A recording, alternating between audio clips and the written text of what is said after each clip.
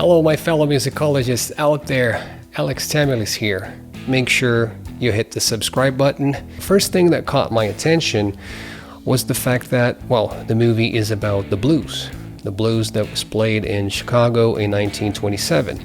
You have a high quality picture that brings you that society from the 1920s, the beginnings, of modern music, the technology of vinyl. We actually get to watch a recording session, and the musicians are just waiting for the lead singer to show up. It is about music and about the blues, but it is much more than that. It deals with social injustice, racial issues. It deals with transformative aspects of society, and it also deals with resistance to change.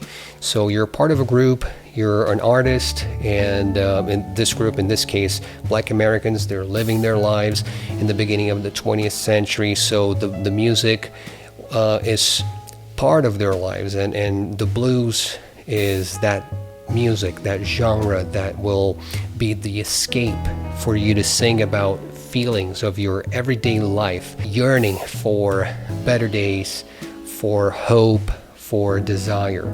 So for us contemporary musicians in the 21st century, there's no music, no understanding without being exposed to this beautiful and artistic form that was the blues back then. So it's the musical legacy, the history of those who came before us. It's the outlet that narrates the stories, and they needed a voice, and that voice was Ma Rainey. And Viola Davis, she says, well, you don't sing to feel better, you sing to understand life. So she's saying that the music is able to carry the stories, and people like you and me, people who listen, they try to grasp and experience what goes on in the lives of those who are living, the experience. But don't be fooled. In the case of these musicians, the blues musicians, and the melodies and the words that we hear, they talk about the oppression, right? The fact that you have to really struggle on a daily basis. So we hear the story, and the story obviously originally written by August Wilson, the playwright. He wrote about the life of Ma Rainey, the mother of the blues, and then Denzel Washington, he bought the rights to produce the movie, and then Netflix is now showing, and you and I were just lucky to be able to hear about this beautiful story. And I knew about Bessie Smith, but I hadn't really had much exposure to Ma Rainey. So I'm just so glad that I was able to watch it. She's tough, she's the real deal, she's kind of like a diva in a way, in charge of her destiny, and a huge success back then in the 20s. But obviously you can tell that she's constantly struggling. She's fighting the power, and there's two guys there who are, in this tug of war. We have Irvin, the manager, the producer, and we also have Sturdivant, who's like the engineer. So they know that her voice is marketable. They know that she's important, but they don't really care about her, so they try to manipulate her. They ask her to do things and to be there, to sound like they care, but it is a relationship of power.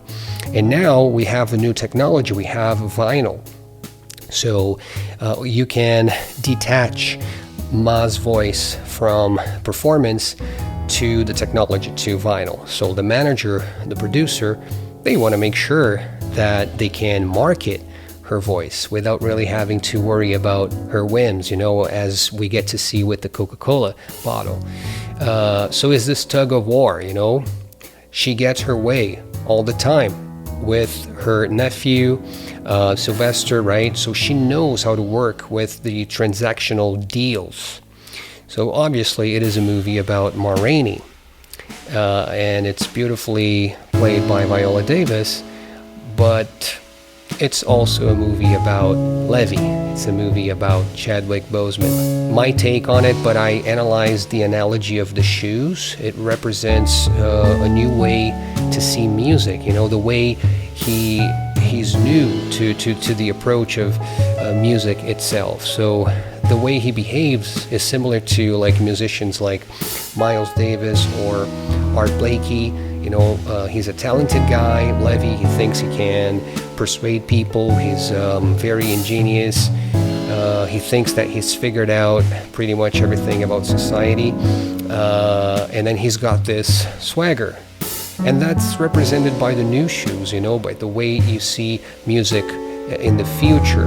The fact that he's also spending a lot of money on shoes, and he's not really afraid that, with financial matters and stuff. So he's more like, about the novelty and about innovation. So he's very creative and very innovative. And Cutler, he represents the old traditional ways that music is done, the role that black players have in the blues, right, back then. So you have Levy, you have Cutler, you have Toledo playing the piano. And Levy seems to be all about, the bravado, all about talking about his chops and his talented.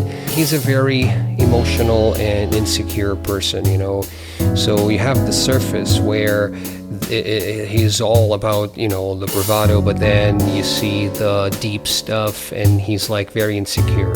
Because of his shoes, because somebody is tapping on his shoes, somebody is just trying to get in the way.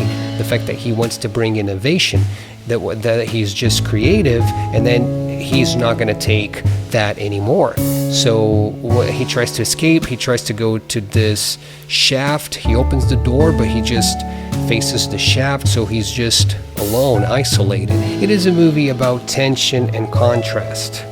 And the true benefit is that we get to experience this story that's very riveting, but we also get the music, the blues. So the blues is the mother and the father of all modern music. So I really think you should watch it. That's it for today. I just wanted to quickly talk about that movie. So please remember, music is about the action of the players. It's about what you can do with music in order to change society. Please hit the like button and the bell button. Thank you so much. See you next time.